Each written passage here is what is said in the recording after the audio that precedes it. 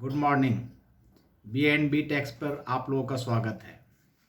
दशहरा और दिवाली के कारण मैं आप लोगों से दूर रहा, इसके लिए मैं माफ़ी चाहता हूँ।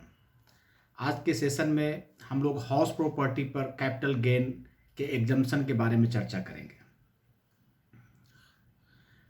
अगर आप हाउस प्रॉपर्टी का सेल करते हैं तो उस पर गवर्नमेंट को इनकम टैक्स देना होता है, जिसे कैपिटल गेन टैक्स कहते हैं। कैपिटल गेन कैलकुलेट करने के बारे में हम लोग बाद में चर्चा करेंगे। पहले हम लोग इनकम टैक्स बचाने के बारे में चर्चा करते हैं। जो कैपिटल गेन के ऊपर हाउस प्रॉपर्टी सेल करने के बाद जो कैपिटल गेन के ऊपर जो टैक्स बनेगा उस टैक्स को कैसे हम लोग बचा सकते हैं। मुझे लगता है ये जानना आप लोगों के लिए ज़्यादा ज़रूरी है। बस आप मेरे साथ बने रहिए। हाँ, और साथ में मेरे चैनल को सब्सक्राइब करना, लाइक करना और शेयर करना ना भूलें।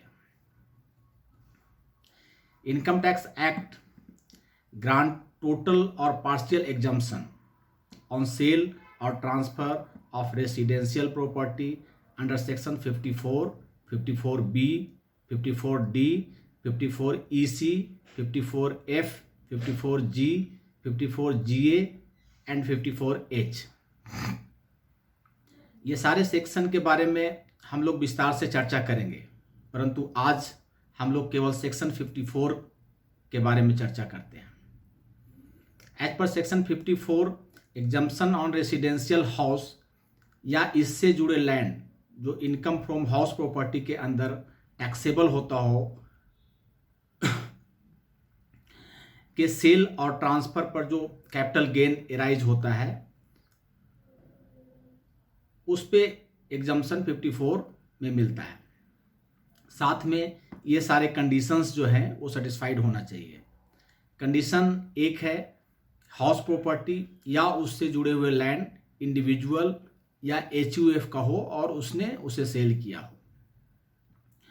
हाउस प्रॉपर्टी जो सेल्फ ऑक्यूपाइड हाउस प्रॉपर्टी हो सकता है, लेट आउट हाउस प्रॉपर्टी हो सकता है या deem to be let out house property हो सकता है, परंतु ये जो हाउस प्रॉपर्टी होगा वो लॉन्ग टर्म कैपिटल एसेट हो, यानी कि जिसने सेल किया हो उसके पास 24 महीने या उससे ज़्यादा उसने रखा हुआ।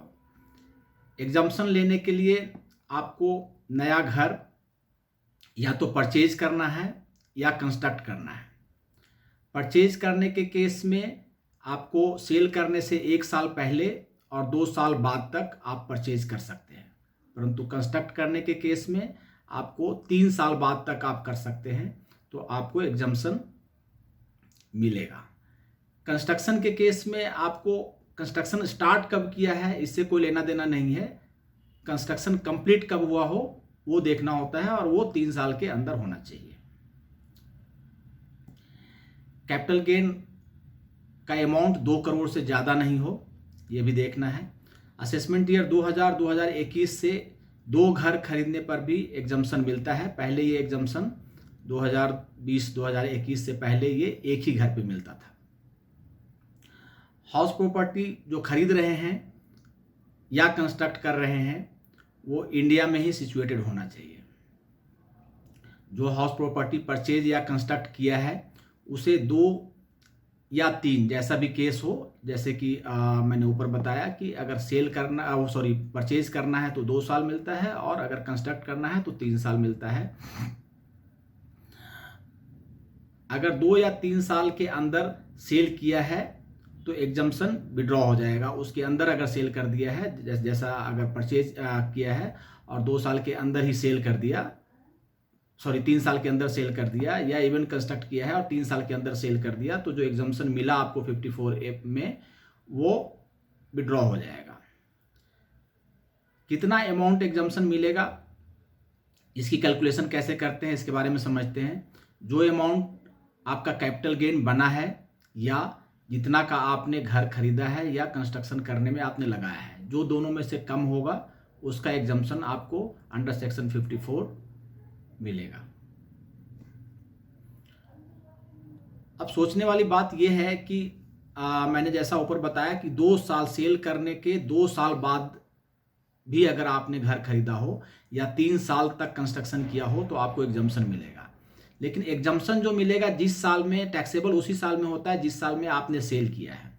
तो ये 2 साल या 3 साल बाद का मैकेनिज्म क्या है, कैसे ये काम करता है। इसके लिए गवर्नमेंट ने एक कैपिटल गेन स्कीम 1988 में इंट्रोड्यूस किया था। उसमें आपको जो अमाउंट होता है कैपिटल गेन का, जो एग्जम्पशन के लिए एलिजिबल होता है, उसको आपको डिपॉजिट करना होता है और वो डिपॉजिट आपको उस साल में जिस साल में आपने सेल किया है उस साल के इनकम टैक्स रिटर्न फाइल करने का जो डेट होता है अंडर सेक्शन 139(1) उससे पहले आपको डिपॉजिट करना होता है। और वो जैसा भी केस हो, अगर परचेज किया हो तो 2 साल और कंस्ट्रक्ट किया हो तो 3 साल के अंदर में उसको खर्च करना होता है। अगर इन केस आपने वो परचेज नहीं किया, पहले जिस साल में आपने सेल किया उस साल डिक्लेयर कर दिया कि हम परचेज करेंगे और अमाउंट आपने डिपॉजिट कर दिया कैपिटल गेन स्कीम में, लेकिन आप नहीं परचेज कर पाए या कंस्ट्रक्ट नहीं कर पाए, तो जिस साल विड्रॉ करेंगे उस साल में वो अमाउंट टैक्सेबल होगा। और जब ये अमाउंट हम जमा करवाते हैं कैपिटल गेन स्कीम में तो वो deem to be utilise amount समझा जाता है इनकम टैक्स में और सेक्शन 54 में उसका एग्जम्पशन मिलता है। सेक्शन 54 से रिलेटेड सारे प्रोविजंस को हम लोगों ने डिस्कस किया। अब कुछ हम लोग क्वेश्चन आंसर करते हैं जो इससे रिलेटेड है, जो आपके मन में जनरली आता होगा। पहला क्वेश्चन है कि अगर एक या उससे अधिक हाउस प्रॉपर्टी सेल किया है और एक हाउस प्रॉपर्टी खरीदा है तो क्या 54 में के अंदर एग्जम्पशन मिलेगा? इसका आंसर है हाँ, मिलेगा।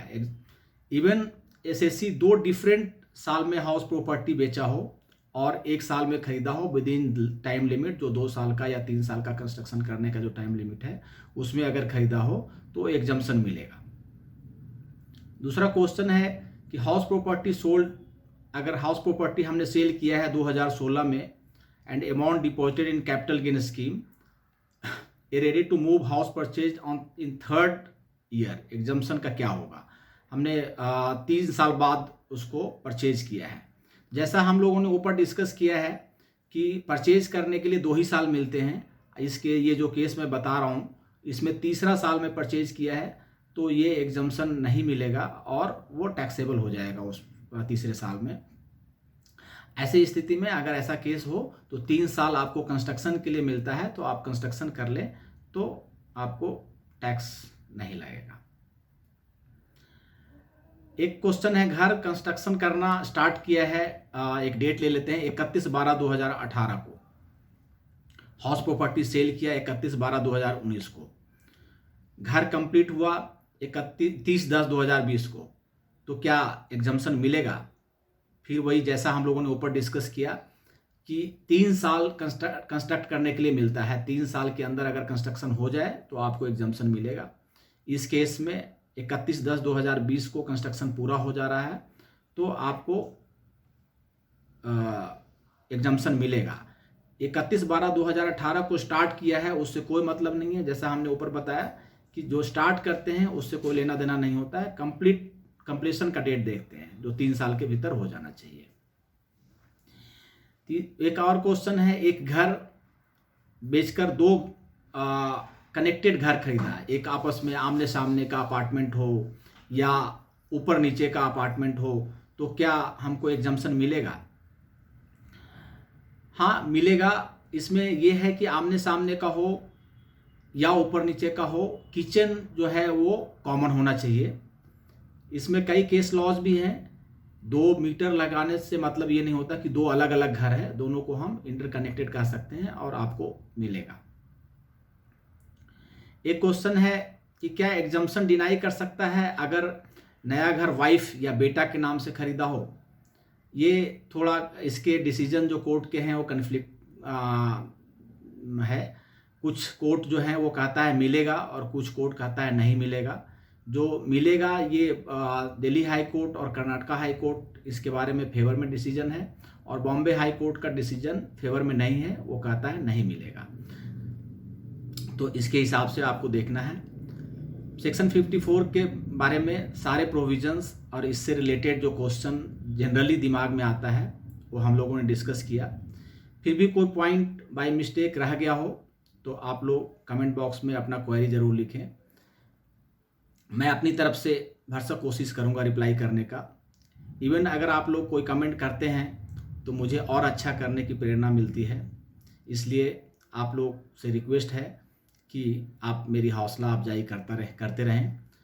अगर अभी तक आप लोगों ने मेरे चैनल को सब्सक्राइब नहीं किया है तो प्लीज़ सब्सक्राइब करें, अपने दोस्तों को शेयर भी करें ताकि मैं उनसे भी रूबरू हो सकूं।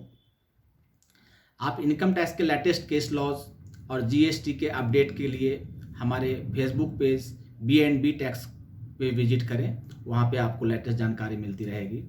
आप लोग मेरे साथ बने रहे, इसके लिए धन्यवाद।